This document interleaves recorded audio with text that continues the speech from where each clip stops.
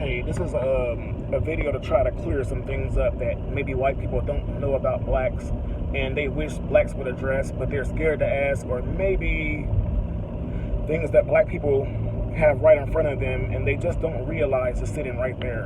I'm gonna try to cover as many topics as I can on my ride home. I want to start off with saying how, my white friends may wonder why we're in such a down state as people, why we're the way we are, why we're depending on, the government for survival. And there's so many angles to hit that with, but I'm going to say it like this: we're not.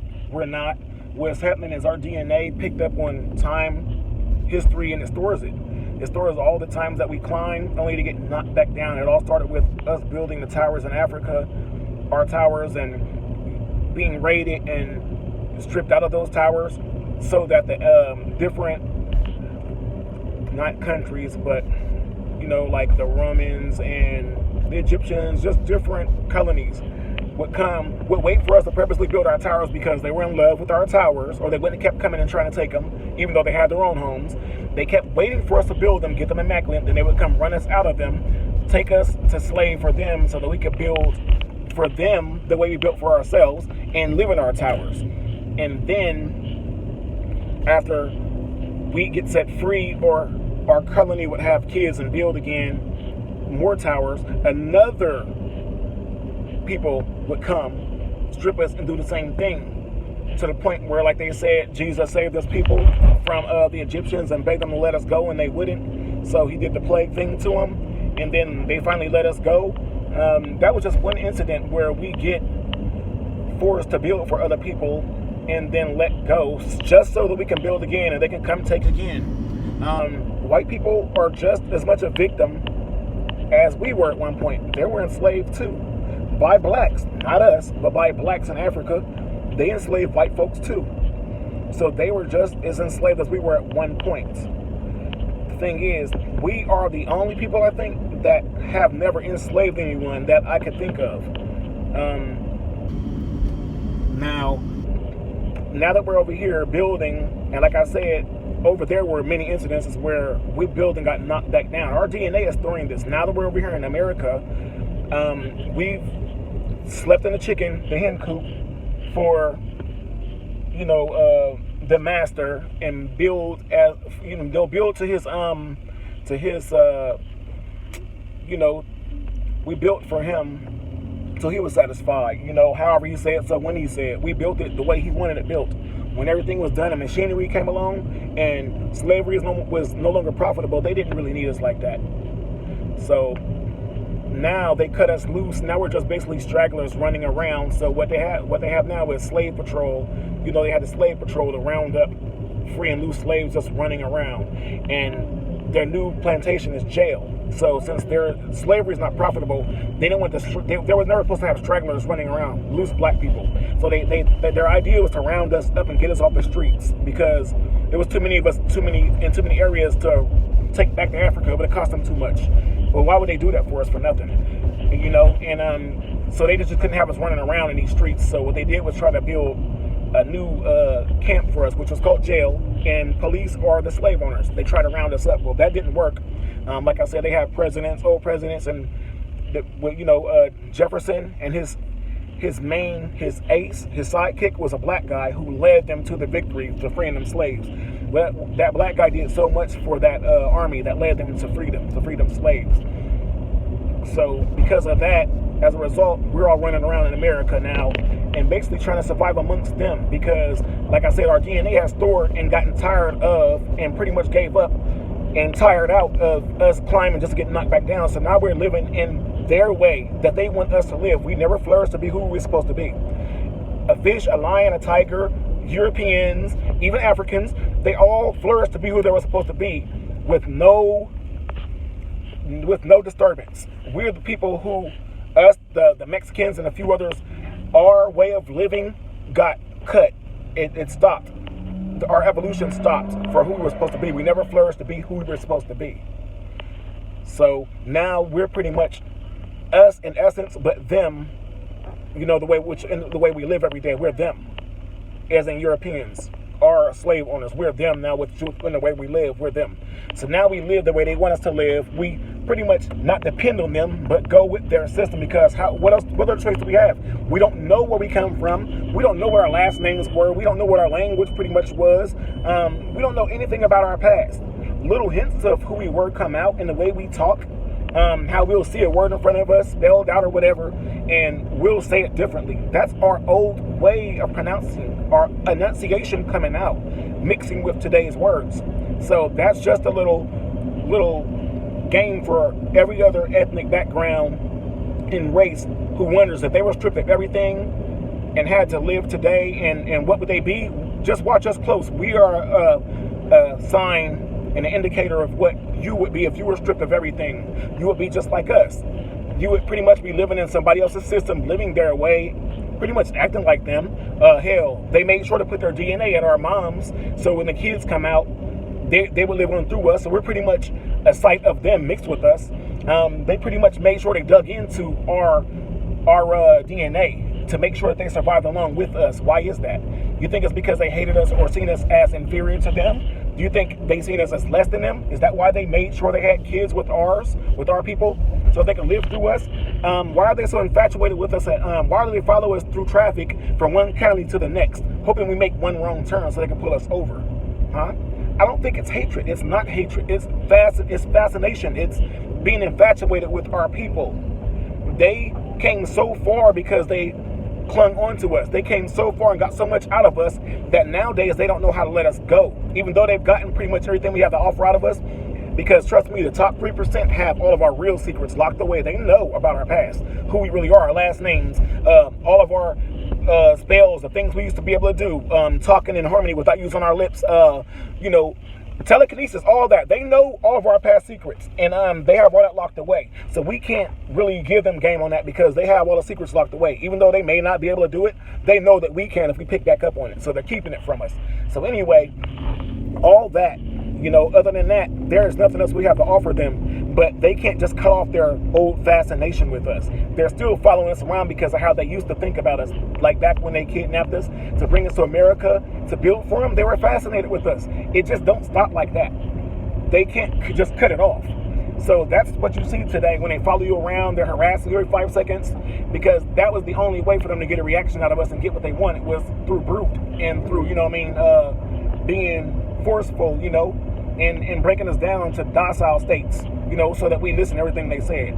So anyway, there's nothing else to offer them. So when you see them following you around, that's what that is. Their old fascination still coming out. Well, anyway, our DNA stores all that. Let's reference Black Wall Street for an example, how blacks, even in that city, and that wasn't the only time we did it. We did it plenty of times where we built for ourselves. I'm talking about everything from airlines to hospitals. That whole thing was all black owned. We was doing it for ourselves. What happened? They got upset about that. They came, blew it up. They tore it down, blew it up. That's just one time they did that. They've done that plenty of times. But out of that came picnic, which is pick a nigger to hang. That's what picnic was. That's where that came from. Anyway, just a little game for y'all. Our DNA stores all the times we've fought our way out of a hole just to get beat back down and it's tired. Now, our energy comes from within. Everybody's thriving and fighting and building because they have the energy within them to harness, to go out and build for themselves, to do things for themselves. Look at us. We're still fighting through all that. Through all our DNA is picking up all that shit. We're still fighting in a kingdom that has nothing to do with us, really. We're still fighting and thriving within. And you have people running around here. I have good white people that they know what's going on, and they try their best to help. Look at the Black Wall Street matters people that's helping. They're white. Look at all the people who will see a black person get arrested and they'll come gather around and try to jump on those cops. They're white. Those are mostly white people out there doing that fighting. Those are good people. And I think God and Yahweh sees that. And they know who to put in the books to come to the kingdom with us. They know who to take with us and who not to. Good attracts good, Me being a good person, I attract all different ethnic backgrounds, But I let them know when we meet, don't be afraid to speak around me. And if you have questions to ask, I'm the one to ask it to, because I'm not going to get mad at you because you asked a question that may have offended the next black person. No, I'm one of the ones that want to get it all clear and out in the open so we all on one page and you know, most white people, they'll see a black person come in and they'll just walk away at a job or whatever. They don't want to be the one to have to team up with that person or deal with that person because they don't want to be the one that may have to offend them without even knowing they were going to offend them, or be a bad person because they didn't want to help their black, or they may just want to walk away because they don't want to hurt the black guy's feeling for some strange reason that they may not have known they were going to offend that black guy. So they'll walk away. So I'm trying to clear some things up so that when white people see black people coming, they be like, they don't think, well, it's just easier to just avoid them type people rather than I talk to them, you know, and then get myself in a pickle because I said something that may have offended somebody. You know, that's what I'm trying to clear up today, you know, but I'm not one of those people that get sensitive like that. I want to hear what's in your mind, so maybe I can help you clear it up, because I know white people ain't bad in general. They have a horrible nature, but a lot of them fought that, and they're not that way at heart anymore. They fought that. It's not their fault what their ancestors did, you know, but God takes care of all that. It's up to him to fix all that, and who to and who not to take that out on. Anyway, as far as we go, one thing people may wonder, whites and blacks may wonder, is why whites assault blacks and be like, why don't you guys go back to Africa, you know, and leave this country that you were here before us in, and leave this country that we took from the Indians. Go back to your home and leave here, the place that we stole you and brought you to. Leave here. Pretty much we're done with you. And I know a lot of you today are wondering why that's happening and why you guys are depending on us. How come you can't do anything for yourselves? Not knowing this history, which is why I put it out there so you guys understand. DNA memory has us tired. We didn't give up, but you got to understand and commend us for how far we've came, knowing that we're tired deep down inside, that we're tired. And that every time we build, you know how a parent may abuse a child, so when a child goes to school, it flinches when somebody walks past him. He'll flinch, he'll jump. He'll just jump, you know? Well, that's how our DNA is when it comes to building things. Once we get it built, and we know deep down inside that country, that our little city, our little town is built, we'll jump, we'll flinch because we feel like it's coming to get knocked back down. We build these Lego blocks up, these pixie sticks. We built these popsicle sticks up to be a castle. And now that it's at the top, we're worried somebody's going to bump the table and knock them all over. And so we flinch as soon as we get done. That's what state we're in. Now, being in that state, we still push to keep building. We still keep doing it anyway. Now, we know that once we do build something for ourselves, like the 3 people in Georgia who bought all that land so the blacks can go to and get away from America and breathe for a minute, I'm with them 100%. I wish I could buy land and connect it to theirs to make it even bigger, because I hope they do turn that into a little city. But anyway, I understand why they built that. It's because, like I said, we can't flourish, because every time we do something interesting to these cops, these slave patrol people, every time we do something interesting, whether we stand and look a certain way, or we dance or move a certain way, or we ride down the street just looking a certain way, if it isn't the norm, here they come, trying to figure out what intrigued them to come for you, what intrigued them to bite, like a jig to a fish. We're jigs, you know, we're the jigs like they call us, and they're the bastards. I meant the bazzes, I'm sorry. They're the bass, coming to bite the jig. And the jig makes them bite, and they don't even know why. It's just our movement, our swag, just like the jig. It's just its movement that makes them bite. There's no real reason for them to want to come bite. They just come to bite.